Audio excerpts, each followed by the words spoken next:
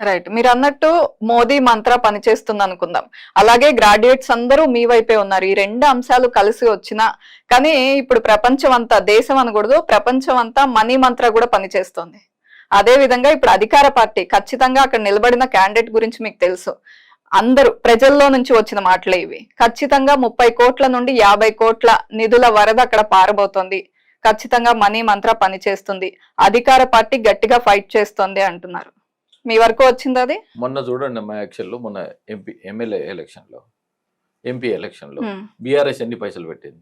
మరి పైసలతో కొనలేదు బీజేపీ ఏమన్నా పైసలు పెట్టిందా? పైసలు లేకున్నా కానీ ఎంపీలు ఇన్ని ఎంపీలు వచ్చినాయి కదా.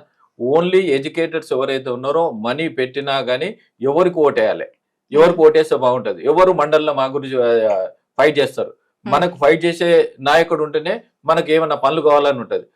ప్రభుత్వంలో మీరు ఒకటే ఉంటుంది, ప్రశ్నించే గ్రొంతు ఉంటేనే ఆటోమేటిక్ మనకి ఏవైతే హామీలు ఇచ్చారో, మీరు కాంగ్రెస్ విషయంలో తీసుకున్నారు 400 హామీలు 6 గ్యారంటీలు ఇచ్చారు, ఎక్కడ ఇంప్లిమెంటేషన్ చేశారు?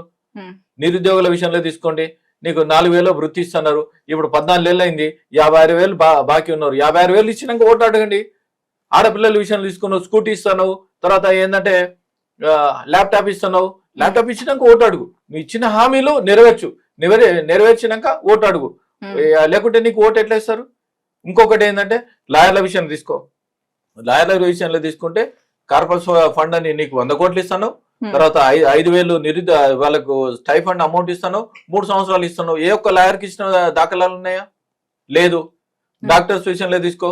డాక్టర్స్ విషయంలో టోటల్లో ఎక్కడైతే సిబ్బంది ఉన్నదో 70% సిబ్బంది లేదు, 30% సిబ్బందితో నీకు హాస్పిటల్ నడుస్తా ఉన్నాయి. హాస్పిటల్లో నీకు రిక్రూట్మెంట్ నాన్ స్టాఫ్ అయినా కానీ రిక్రూట్మెంట్ చేయండి, ఎందుకు చేస్తలేవు? ఇవన్నీ తీసుకుంటా ఉంటే ప్రతి ఒక్కరు ఆలోచిస్తారు. కేవలం డబ్బులు కాదు, డబ్బులతోని ఎవరు కొనలేరు, ఎవరు డబ్బులతోని గ్రాడ్యుయేట్స్ ఎవరు కొనలేరు. ఎందుకంటే వాళ్ళు ఏ విధంగా బుద్ధి చెప్పాలో ఆ విధంగా బుద్ధి చెప్తారు. నెరవేర్చని హామీలు ఇస్తుంటా, నెరవేర్చని హామీలు ఇచ్చినప్పుడు నువ్వు నెరవేర్చినాకనే ఓటు అడుగు. అందుకోసానికి ఓటుతో బుద్ధి చెప్తారు వాళ్ళకు.